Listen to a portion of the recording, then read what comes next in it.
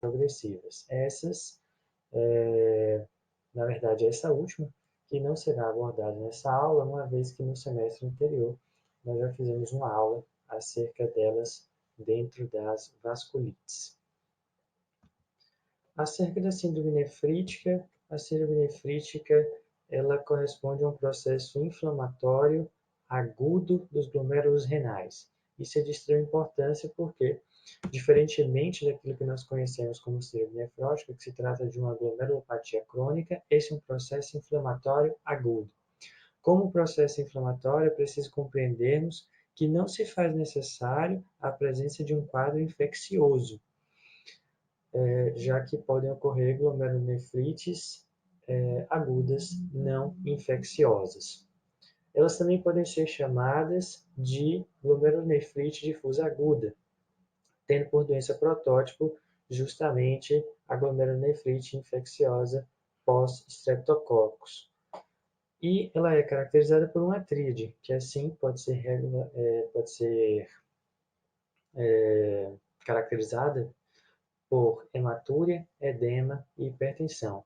Isso não significa que quadros de síndromes nefróticas não possam cursar com nenhum desses sintomas, até porque o próprio sintoma de edema, ele faz parte da tríade que compõe a síndrome nefrótica. O que significa é que esses sintomas são melhores relacionados, são mais evidenciados e mais preponderantes nesses quadros de síndromes glomerulares agudas. Acerca da fisiopatologia, a hematúria é um evento de grande importância e um evento que mais se verifica no parte dos pacientes com síndromes glomerulares agudas. Ela tem origem glomerular na medida em que é possível evidenciar um dismorfismo eritrocitário. Esse dismorfismo ele está relacionado justamente à incapacidade dos eritrócitos serem filtrados e assim perpassarem pelos glomérulos, né, e alcançarem as partes distais a essa estrutura, acerca do néfron. Dessa forma, como elas não têm um tamanho adequado para passar pelo glomérulo, o que acontece é que elas acabam alcançando rupturas, lesões nas paredes dos capilares glomerulares, por onde elas aproveitam para passarem. E conforme elas penetram por esses espaços, elas acabam tendo o seu formato alterado. Acerca dos exames de urinários, ou sedimento urinário, ou outra forma como você queira fazer referência a esse exame, a gente pode também evidenciar sedimentos urinários, sob a forma de cilindros hemáticos, e em quadros infecciosos também é possível observar piúria, que tem relação, né, com debris celulares. A proteinúria é um sintoma comum, na verdade é um sinal comum, e é importante caracterizar que ela se verifique em índice subnefrótico, ou seja, menor do que 3,5 gramas por 24 horas. Acerca da oligúria, é bastante fácil compreendermos por que essa redução da diurésia assim ocorre. Na medida em que eu tenho um quadro inflamatório, eu tenho a menor capacidade de filtração, eu tenho uma circunstância de sobrecarga de alguns outros glomérulos, então, evidentemente, que acontecendo esse processo, eu tenho uma redução do meu volume urinário. Acerca da retenção hídrica, na medida em que eu reduzo o meu volume urinário excretado, isso significa que eu estou retendo não só solvente, mas também alguns solutos. E entre esses solutos eu acabo também por permitir a retenção de sódio. E o sódio, como nós sabemos, é de grande importância para o controle pressórico, sendo responsável em boa parte, né, justamente por conta das alterações na tensão arterial que se verificam no quadro de síndrome nefrítica. E 70% dos quadros têm relação com deposição de imunocomplexos. Assim, a principal causa de síndrome nefrítica em crianças é justamente a glomerulonefrite pós-streptocócica, desculpe. Existe uma maior incidência no sexo masculino, em uma relação de 2 para 1, sendo que os países pobres são os países que verificam as maiores incidências, sendo que podem verificar-se até valores como 29,2 indivíduos acometidos, né, para cada 10.000. Enquanto que em países desenvolvidos você chega a ter taxas tão baixas como 0,5%. Então, acaba evidenciando-se assim uma relação socioeconômica importante com essa doença. Ela pode ocorrer em qualquer idade, mas a gente acaba por verificar um aspecto típico entre a idade de 2 e 15 anos. Não são quaisquer cepas de estreptococos que podem cursar com lesão glomerular. É importante caracterizar que se faz necessário, né, a presença de cepas nefrigênicas que vão estar assim oriundas de um quadro primário, que foi assim um quadro de uma faringoamigdalite, ou então de uma piodermite, seja ela por um impetigo, uma erisipela ou outra condição. No geral, existe um risco de 15% após uma infecção streptocócica. Então, após essa infecção, existe um risco de 15%, que é um risco relativamente baixo. O período de incubação é variável de acordo com a forma de apresentação. Então, para as piodermites, existem cerca de 21 dias em média, e para o quadro de faringoamigdalite, são esperados 10 dias. A fisiopatologia é pela formação de imunocomplexos in situ, né, e a sua deposição de antígeno seguinte, né? Desculpa, seguinte à deposição de antígeno. Apesar de forma protótipo, a maioria dos portadores é assintomático. Isso é importante porque a gente tem que ter muita atenção ao quadro epidemiológico, à história clínica desse paciente, para que a gente possa, por vezes, fazer essa suspeição diagnóstica. Entretanto, naqueles que têm sintomas, ela se manifesta como uma síndrome nefrítica clássica. Então, ela tem essas características de edema, ela tem características de hipertensão, ela tem características desculpe, ela tem todas essas características de edema, hipertensão e também hematúria.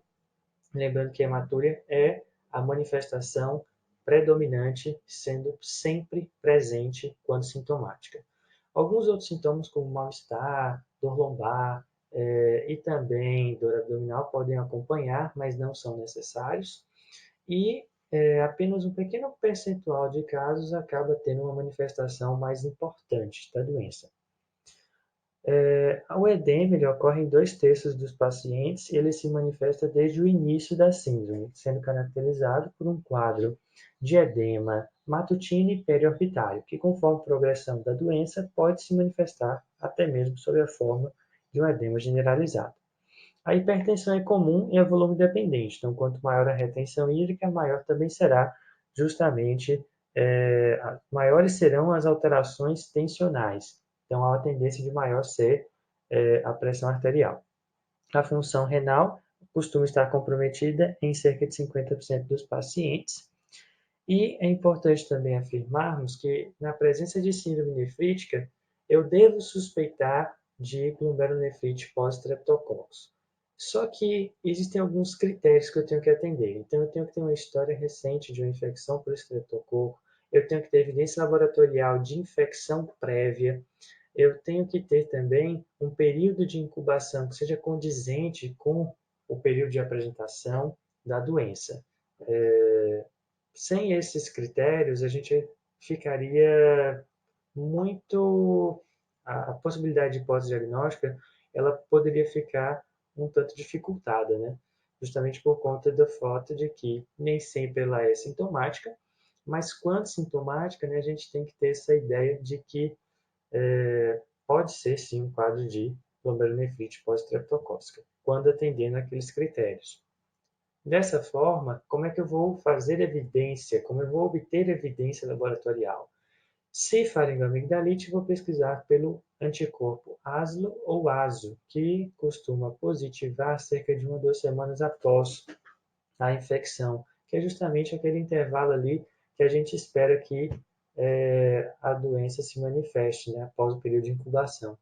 Após impetigo, é importante evidenciar que o ASLO ele costuma não positivar em 50% dos pacientes. Então, a gente tem que seguir um anticorpo diferente, que é o anti-DNase B.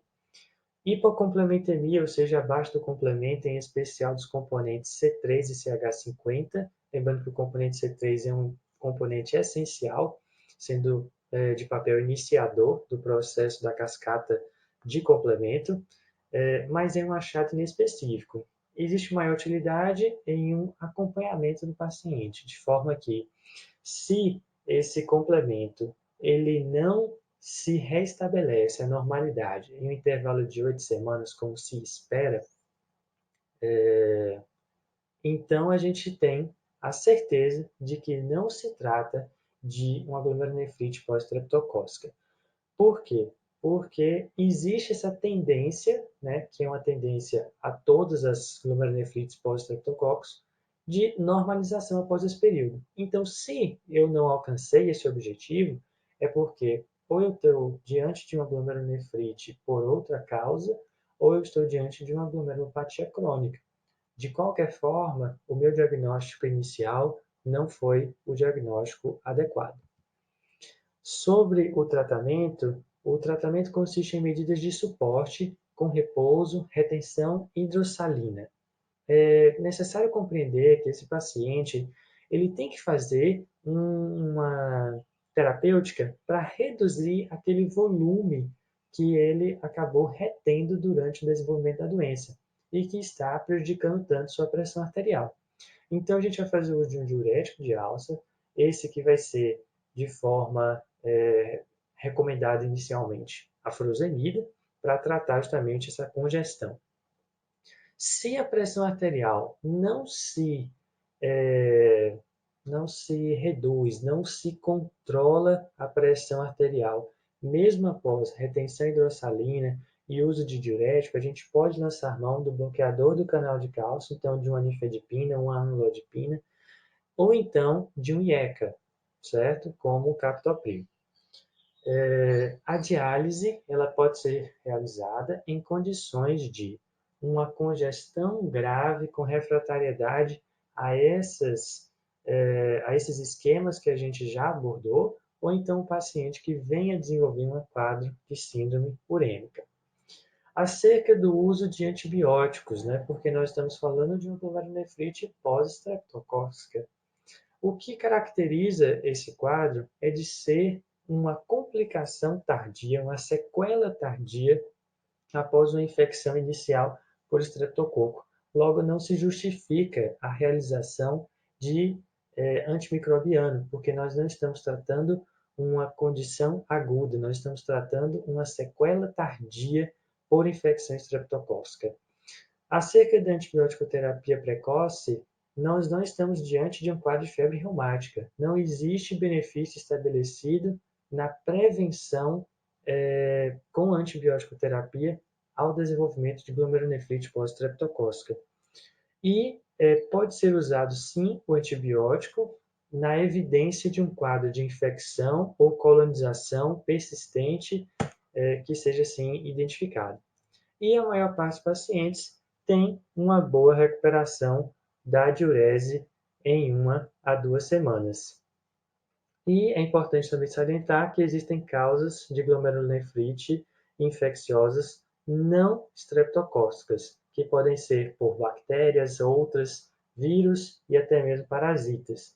Alguns exemplos que podem cursar com esse quadro de glomerulonefrite são, por exemplo, endocardite bacteriana subaguda, pneumonia por micoplasma, hepatites virais, mononucleose, e costumam estar relacionadas à queda do complemento, como a glomerulonefrite streptocócica.